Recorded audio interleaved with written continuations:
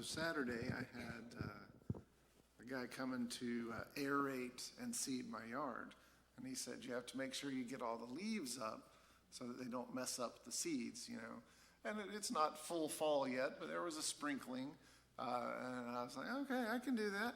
So I got up early Saturday morning. It was quite chilly down in New Kent Saturday morning. And I had my blower reverses and becomes a vacuum, so I was going to use that. But though everything was real soggy from the dew, and I just thought, well, this isn't going to work. So I'm not making this up, unfortunately. I started just picking up leaves. They were all spread out, so I just started picking them up, and I'd take fistfuls and throw them in the street or something.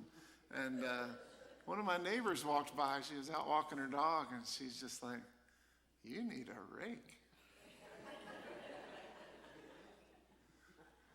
And, I was drawing on my good Southern gentleman upbringing, which made me have to say, nobody tells me how to do my yard, or something like that, I was like, I do need a rake.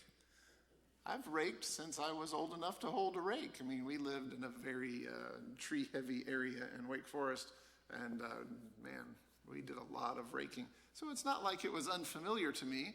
It just didn't occur to me that that was the right tool for this. But as soon as she said that and got out of sight, so she didn't, I didn't want to injure my pride or anything, I went and got my rake. I was like, why did I make that harder than it had to be? Why not just go with the tried and true rake instead of, I was bending over picking up leaves. She must have thought, he has lost his mind. Our video before Sunday school, our Pastor Frazee was talking about GPS, which, if it works, then it makes driving very easy. And sometimes, we, particularly men, because you know how we are, we make it harder than it needs to be. My father-in-law, now, of course, he grew up when you used paper maps and you knew your way around. I don't know my way around anywhere. I just do what I'm told. But I remember we were traveling together, and the GPS we use has traffic stuff too. So it's not just the route, but the route that has the least traffic. So if she says, get off here, you get off there, because that means something's wrong ahead. But he had not learned these lessons yet. So I remember once, turn left, and he's like, that can't be right. Famous last words, huh? That can't be right. And he went the way that he knew and ran into a huge traffic jam, and we got to sit there and listen to him fume for an hour or so. Great day for everybody. You just have to trust the directions, right? Which, for an out-of-towner like me, I had to go to Hermitage for something, not from the church, but from New Kent. So I'm coming up the highway, whatever you call that road over there, and it said, turn here. And I was like, okay, I don't know this road. I've never heard of this road. I'll turn here. And I turn another company, because no roads are straight around here. Not just good north and south, east and west. And I'm wondering, turn it left? Left? Won't I be going back to the river? And I just thought, if I lose the satellites now, which could happen because I'm in the middle of nowhere, I am lost. I am good and lost. Because now 2 miles later, I come out, there's the church. I trusted her, but I remember thinking, I don't know where I am. This does not make any sense. I should have stayed on the main road. But we do that sometimes, don't we? One of my greatest husband moments was I snuck Tracy's phone away from her and went on her GPS program and had Brett replace the GPS voice with his voice. Did you know you could do that? Grandparents are all eating their hearts out right now. So, and this was when it was a couple years ago, so his voice was still that kind of young, cute kid. And so, it'll be Brett saying, in 1 mile, turn left. And so sometimes he would throw in things, like, we're ready to drive, love you, Mom, and she still uses it. She will never erase it, of course. But now, when we miss a turn or something happens, we hear, recalculating, you never listen to me.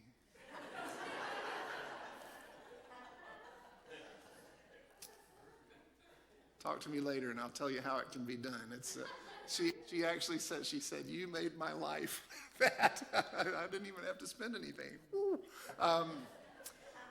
So here we are in chapter 6 of the story, and they are on a road trip. They are on the way. They started back with the promise that God made to Abraham, then kind of had a little rest stop for 400 years in Egypt, and now they are on the way. This land they had dreamed of, flowing with milk and honey, just waiting for this. And it should have been so easy. I mean, if you look on the map and how far it is from Egypt to, the land that we call Israel today, it's like, that's not that far. This was a short trip, even with a whole bunch of people traveling by foot. It was a short trip. And they had the best GPS in history. God himself was leading them through. But they took something easy and they made it hard. So 645-ish years after Abraham first heard about the promised land, here they are on their way. Moses is the driver, so to speak, and all the children of Israel are in the back seat. And yes, they did quarrel and quibble. They've driven all the way out of Egypt, across the Red Sea, through the desert, and they're coming up to a city called Kadesh Barnea. If you have the story novel version, there's a map inside, and you can see it there. It's just on the verge, practically there. And it's fun. When you're traveling, of course, they didn't have the kinds of signs then that we do now, but, sometimes seeing that welcome to sign is just like, it makes your heart happy, doesn't it? And Tracy's family, they grew up, they are Virginians, tried and true, and their tradition was coming back from some foreign land. When you see the Welcome to Virginia sign, you roll your windows down so you can get the real air of Virginia that sustains you, and get rid of all that like North Carolina air or wherever you were. But they could see it. It was right there. It had been such a long journey. All these kids spend the whole time going, he's touching me, make him stop touching me. I'm hungry, I'm thirsty. I know we just stopped, but I have to go to the bathroom. I'm bored. Just imagine. Are we there yet? Are we there yet? Are we there yet? So when the kids were small, every time they would ask me that, well, I had two stock answers. I started with 5 more minutes. No matter where we were, 5 more minutes. And they quickly realized that the answer didn't mean anything, and I was hoping they'd just stop asking. Then they'd say, is it really only 5 more minutes? How far is it really? Are we there? I was like, well, we're not there, but we're here. In fact, see there over there? Wait just a second. Now we're there, but it's not there anymore because we're here. We're here. So I wouldn't even wait for them to say, are we there yet? I would just say, we're here. Well, wherever we happen to be is here to us. I mean, it's actually literally true. Dad! It was great. I highly encourage you to use that one. Or not. But just imagine poor Moses, having to deal with that all the time. Oh, man. And he said, just kind of using our metaphor, we're really close. We're really close. Hang on. We're almost there. And I'm assuming the river was in sight, but they could see the promised land was right there. And then God says to them in Numbers 13, the Lord said to Moses, send some men to explore the land of Canaan. That was the mistake. They should have not have sent men. Which I am giving to the Israelites. The land which I am giving to the Israelites. From each ancestral tribe, send one of its leaders. So it wasn't just like randomly pick somebody. Pick a leader from each tribe. So 12 of our influencers are people that others look to for inspiration and advice, and send them in, and they're going to check things out. And so they head over and they explore, and they see exactly what God had promised. It is wonderful and it's amazing, and it's very different from the desert. There's food there just waiting to be harvested. And of course, when they see that everything's exactly how God said, they come running back and they're like, God is great. He has led us to the promised land. Let's go do this. Oh, no. That's where they took the wrong turn. They were there for 40 days. It was a pretty thorough scouting expedition. And they came back and they said, yes, flowing with milk and honey. We saw it everywhere. It's very sticky. Here's some grapes. If you think about what that would really be like, it's kind of gross. We brought back these grapes. It took 2 of us to carry it. There's so many. But here's the problem. There's people there. And not just people, big scary people. I mean, I'm telling you, they are giants. And so we are going to make an official motion before this gathering that we just kind of wait, because now is not the time. And Caleb, I think one of the youngest ones, but we don't know for sure how the ages shook out. One of the 12 spies, Caleb is the one who says, we need a rake. Just get a rake. Why are you making this hard? The old tried and true. I mean, really, guys, come on. They have no chance. God is with us. Let's go do it.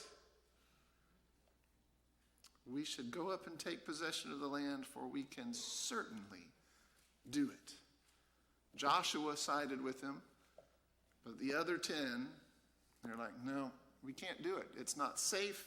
And they didn't settle for just disagreeing. They went around and spread a bad report. They were whispering around to the people, you should see them. They're giant. They're like legendary giants, like right out of the old stories we would tell to scare the kids. Don't listen to the youngsters. What do they know? And Moses, I mean, he gathers the people together. And you can kind of imagine, he knows the plan. He sees the promised land. He thinks, we've got this made. And he sees the people starting to veer, starting to say, this can't be right. Let's turn the other way. He can see it happening. And he stands up and he says, if the Lord is pleased with us, he will lead us into that land, the land flowing with milk and honey, and will give it to us. Do not rebel against the Lord. See, he called it what it was. This wasn't just dithering or making a business decision.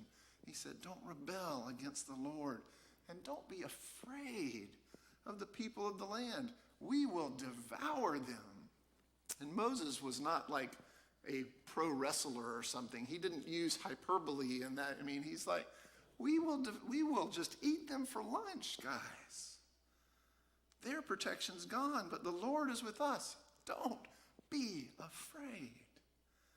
Don't make something easy into something difficult. So how did they respond? I mean, you know, when a leader gets up and gives an impassioned speech before the people, they always just say, yeah, you're right. We should have listened all along. No. They listened to this guy that had led them out of slavery, across the Red Sea, through the desert, had provided through God's miracles, water and food. He's pleading with them for their life and their future. And they had every reason to think, we should probably listen to Moses. Maybe we're being silly about this. But their response instead, Numbers 14, the whole assembly, they had done their politicking well, apparently. The whole assembly talked about stoning them, Moses and Caleb and Joshua. Not just, we disagree or we think you're wrong. Maybe we should just kill these guys to shut them up. And that was where they took their wrong turn. All they had to do was turn left and go into the promised land, and they said, we are turning right. They didn't think God could lead them against the giants of Canaan. And here's God, the GPS, seeing the whole journey, seeing how we get there, and they just said, nah, that can't be right. And God says, recalculating, you never listened to me. And because they did not trust God, they had to go back into the wilderness. This is what God says to them. He says to Moses, so tell them, as surely as I live, declares the Lord, I will do to you the very thing you said would happen. In this wilderness your bodies will fall, every one of you 20 years old or more, who was counted in the census and who has grumbled against me. Not one of you will enter the land I swore with uplifted hand to make your home, except Caleb, son of Jephunneh, and Joshua, son of Nun. 2 people out of the whole generation will make it. And so this is kind of God swearing by himself. You can picture like in a courtroom, so help me. And he says, you're going to kind of get what you thought you were dodging. And this reminded me of the New Testament principle of whatever you really try to hold on to, you will lose. Because they were thinking the only way to hold on to our lives is to avoid following God. And God says exactly the opposite. Because you have tried to save your lives by giving in to fear, you're going to lose them. You are going to die in that wilderness. And as for your children that you said would be taken as plunder, I'll bring them in to enjoy the land you have rejected. But as for you, your bodies will fall in this wilderness. Your children will be shepherds here for 40 years, suffering for your unfaithfulness, until the last of your bodies lies in the wilderness. For 40 years, one for each of the 40 days you explored the land, you will suffer for your sins and know what it is like to have me against you. That's sobering, to say the least. And so we do, I hope that none of us are that dramatically failing to follow God, but it doesn't have to be that dramatic. There are lots of occasions when God guides us in a direction and we go a different direction. It may not be as huge as this, but that's still a form of rebellion. We still give in to fear sometimes. We still choose comfort over vision sometimes. That's just how people are. And so we have to deal with this. We have to really think, even though this seems very foreign and not like us at all, what do we learn from this that applies to our lives?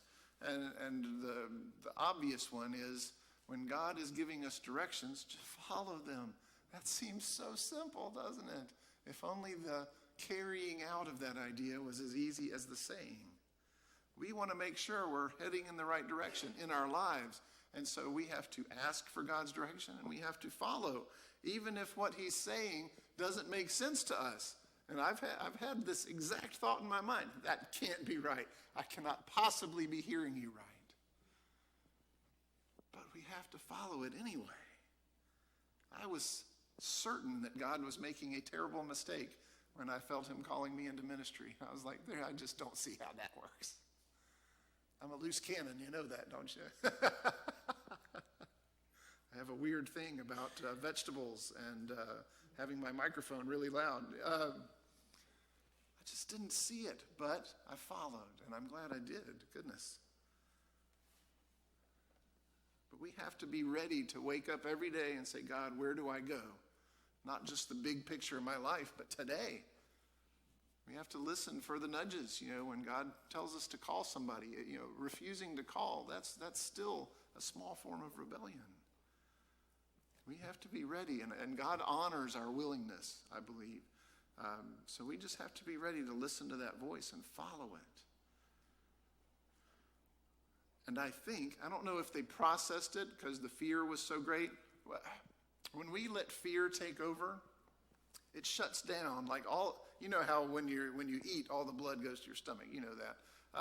When you get afraid, the parts of your brain that control humor and complex thinking and rational decision making, that stuff shuts down. Because when you're afraid, your body, this is like wired in since the day people were created, that it's danger time, not thinking time. And so that's where the whole, fight or flight thing comes in. We are gearing up to either fight it out or to run, but not to consider and ponder and work things through. So as soon as fear takes over, the time for conversation is done. You've seen this, haven't you? Where you were trying to reason with somebody and nothing registered because they were thinking with emotion. You've seen this. It just doesn't work. You've done it too. When we're very emotional, we're not thinking clearly anymore. God says, I want you to explore the land I am giving to you. He knew, so at least on some level, they knew this was where God wanted them, that this was part of the plan. And I think he reveals his will to us just as surely. There are a lot of things in the Bible that guide us clearly to how we should act and where we should spend our time and make our priorities. Guidelines, the 10 Commandments for a start. But, just these things about, how we treat other people, how we spend our energy, taking Sabbath rest, don't lie, don't gossip, just things like that. And when we fail to follow through on those things, then we're taking a right turn at Kadesh Barnea. We're sending ourselves into the wilderness. And I don't like wandering. One of my least favorite things is feeling like I'm working and not getting anywhere. In fact, people who study burnout which is unfortunately very common in modern society, it's not having to work a lot that burns people out. It's having to work a lot and feeling like there's no progress. If you're getting stuff done and feel like you're accomplishing something, that's sustaining, isn't it? That makes you feel like you're at least invested. You might be exhausted. You might wish for a break, but that keeps you going. When we don't feel like we're getting anywhere, it's a soul-killing thing.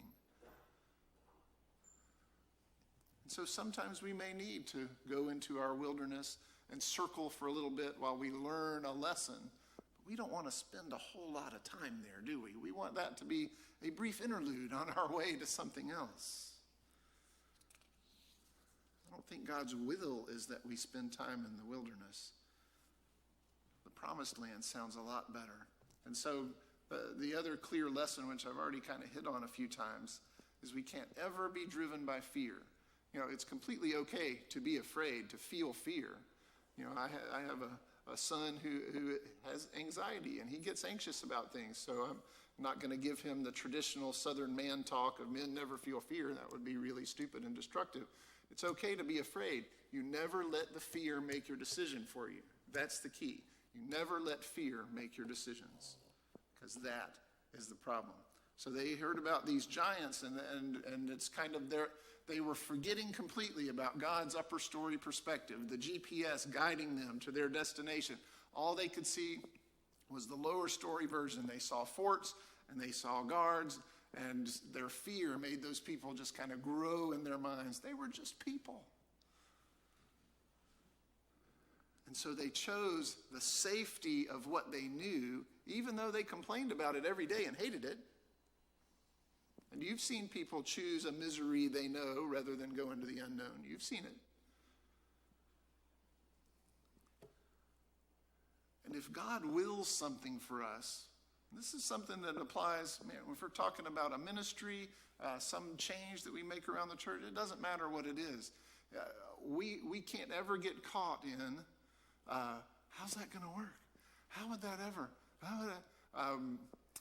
There was an infamous business meeting once where the church was really talking about stepping out in some faith, recruiting this guy for the music ministry position. And he was like a composer, and in one practice with the choir, he had them doing things they didn't think they could. I remember one of the ladies, she was well into her 70s. She's like, I didn't know we could do that. He was incredible, but the budget was tight. And it was a bigger position than we had traditionally had. And the business meeting starts with this one guy standing up and yelling, how are we going to pay him? It was over.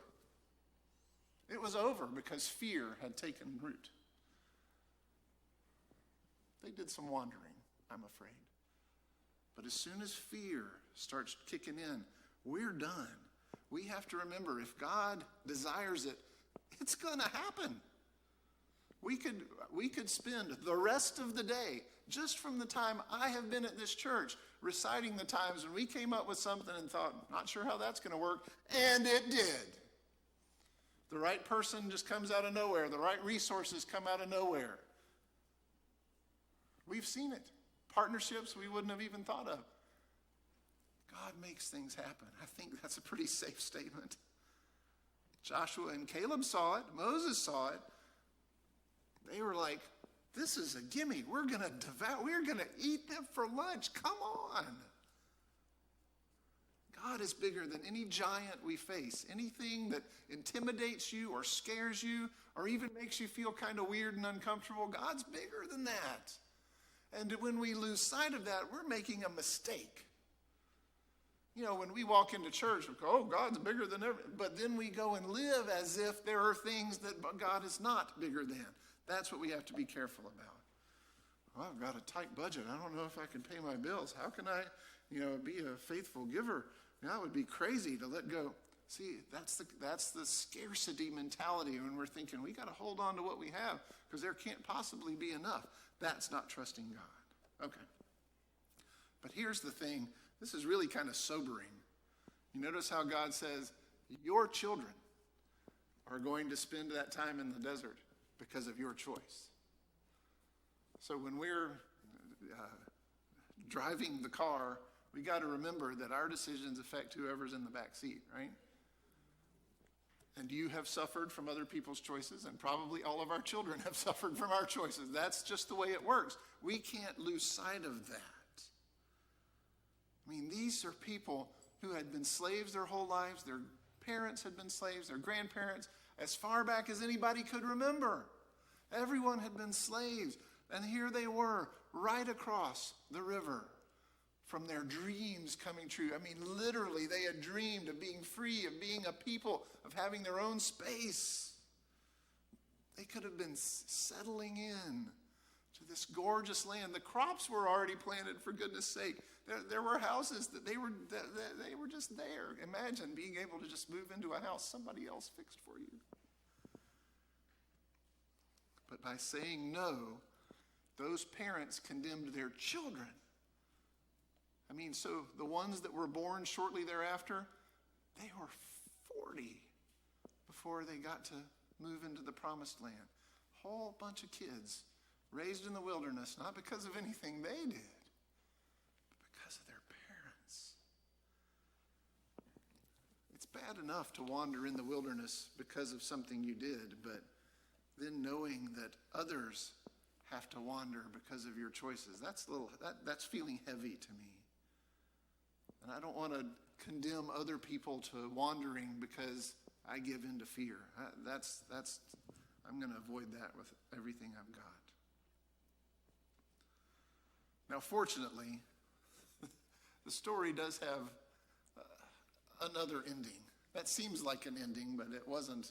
God's story is still ongoing.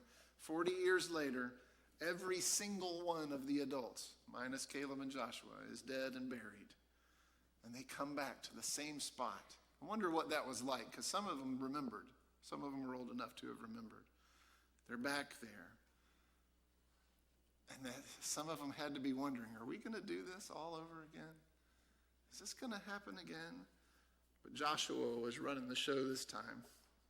And he's like, listen, they might even be bigger than last time, but we're doing this. We are going in and claiming God's promises. Joshua, he had it. And we know from his very youth, he was the one sitting in the tent of meeting with Moses, immersing himself in connection with God. That's why he was ready when his time came. But I just want us all to really, recommit, just really be firm on, if God says stop, stop. If he says go, go.